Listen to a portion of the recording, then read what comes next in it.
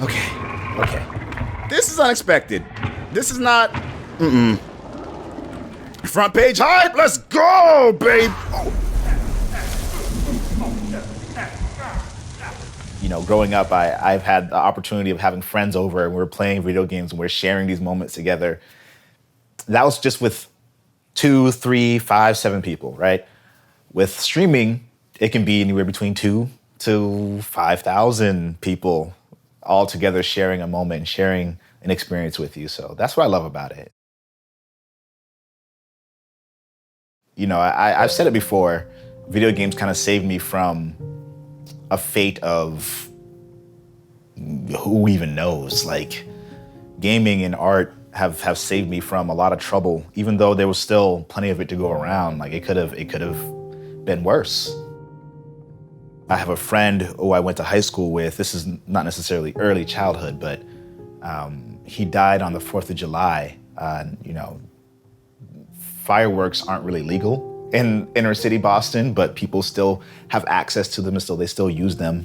And unfortunately, some people use that as coverage for gang violence and shooting. So they'll go through they'll go through an area and they'll just retaliate, or they'll cause issues, or whatever the situation is, they'll do something about it. And he just happened to be at the wrong place at the wrong time. I grew up essentially in the hood, but it's a little bit different in the sense of what people think of in the hood, because there were a lot of nerdy kids at the time of me growing up, and I was one of those nerdy kids. And so it was normal for people growing up in the area to just like be into all the things that I've been into, anime, video games, and also sports. So the best situation to be in, especially in the area that I grew up, there was like a trifecta of gang violence essentially. So people in Roxbury may know about Warren Gardens. I grew up near there, and around Warren Gardens is St. James as well, and St. Joseph's. And there were a bunch of just areas in that trifecta that just had beef. They just had issues with each other. And there was stuff that happened outside all the time. Like outside of my home, I could hear like people, you know, trying to escape from danger, and you'll hear gunshots and you'll hear screams and stuff. It's not like it was a war zone. It was going on every day, but it was enough where there's certain aspects of growing up in that area that were rough. There were certain things I'm thankful for. It was one of those hard things to kind of essentially get my mom to like stop worrying about, but at the same time, it's like she had reason to worry. The stuff that, you know, I've grown up around in terms of, you know, my dad being a drug dealer and like literally having memories of almost getting shot at when we were in the car when he was doing a drug deal. The only reason they didn't shoot was because they saw kids in the car. I remember that incident, but I didn't remember like the whys and the hows. And, you know, my dad's been very upfront about that. He's, you know, changed a lot about his life. And so I give him a lot of props for that, but there were a lot of rough times in between that time. So if gaming wasn't a factor, if like art making wasn't a factor, if anime, it would have been so much easier to get into trouble, because trouble was just looking for people, essentially. So in a way, been worse if I wasn't inside when some of those shootings were happening, or if I was at my friend's place when that 4th of July shooting happened. Like, that could have easily happened. And I was outside when that happened. Like the community is literally just 30 meters away. It's not that far from where we were. So yeah, it could have gone a lot worse if it wasn't for me getting involved in this culture. All right, so got to start the machine up, obviously, to get things going. The very first thing that I do when I'm getting myself situated and set up, getting myself comfortable, you're going to be sitting for a long time, and it's important for you to feel good and feel right. Second thing to do is have water nearby, because you're going to be talking a whole lot. You're going to be talking all night long. So I like to have my water right down here when I'm going live. turn on my monitors. And we're live. Welcome everyone to the stream. Thank you all so much for being here. I appreciate it. You'll be pleb stats forever. That is not true, TBG. That is not true. What's going on, JC Mac? How you feeling? Well, good. You're waiting to be released from dad duties so you can play Breach. Yo, trying to get it in?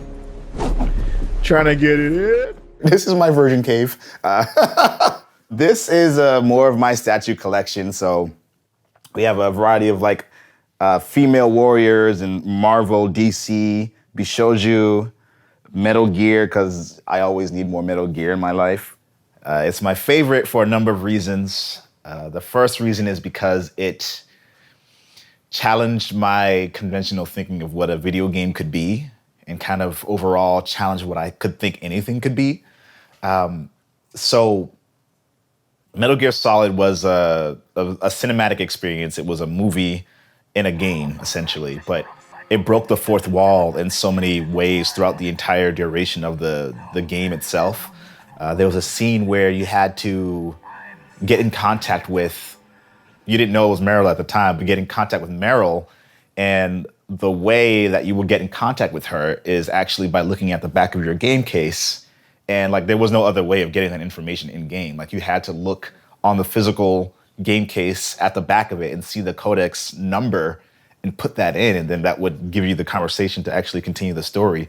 That was mind-blowing to me because I'd never seen anything like that, nor did I even think that that was a possibility. I remember my brother and I were playing through the game, trying everything to figure it out. We were calling Mei Ling, we were calling Colonel, we were calling everyone in the game, essentially. And just, I think it was me who did it. I was just looking at the game and I was looking at the instruction manual, because back then there were instruction manuals with games. And there was nothing in there. And then I looked at the back of it. Just like, let's try that. We've tried everything else. Let's just try it. And it worked. One of my most memorable moments is, it's not a happy moment. It's a happy outcome, but wasn't happy in how it happened. So there was someone who came into my stream who suffered from extreme depression. And I'm not saying that every streamer should or has to be a therapist or in any way, but it was just kind of to show the impact of the potential impact of what we do. And this is very early in my streaming career. This was definitely within my first year. He came in and said, hey, you know, I come in, like I put on an act and everything, but I just wanted to let you know that I thought about ending my life not too long ago, and watching your stream distracted me from that. And it made me realize that I didn't want to do that there were a lot of moments of joy that I could have. And again, watching your stream was one of those experiences and one of those moments when I realized I wouldn't want to give that up. It was kind of hard to process that in the middle of playing a video game, I'm not gonna lie. But, you know, it helped me connect with that person and say, hey, I appreciate you for being here. I appreciate the fact that you were so honest about what was going on in your life. And I appreciate that you're still here with us. I do still recommend getting help, because there's no shame in getting help if you need it. And I hope to see you back here again. I hope that we can continue this friendship, this relationship of streamer and viewer. I hope we can learn more about each other. That was a kind of a breakthrough moment. It was one of my favorite moments, thinking about it retroactively. In the moment, it was scary because obviously you were kind of put in this position of pressure. It was like, oh my God, like this person is relying on me for enjoyment in their life. But it was more than that. It was more so like a aha moment for that person rather than a crutch moment. I love that I can connect with people across the world by sharing a common passion, which is gaming. I can share my love for gaming. My tagline, of course, is I aim to entertain, entice, and educate. So I can do all of that through broadcasting, through streaming. You have a voice and you have a way of bringing people together and sharing that and using that voice to create positive change in the world. And you know, that's a kind of a sappy sentiment to think about. But at the end of the day, you know, you're potentially saving some kid from being outside and getting, you know, shot. You're potentially saving someone from sadness who just doesn't have anyone to connect with. You may be that person that they connect with, and they can kind of forget about the other issues in their life, and they can talk to you and nerd out about Metal Gear Solid or Dragon Ball, or you can have that common ground, that common passion, and come together and hang out and be together.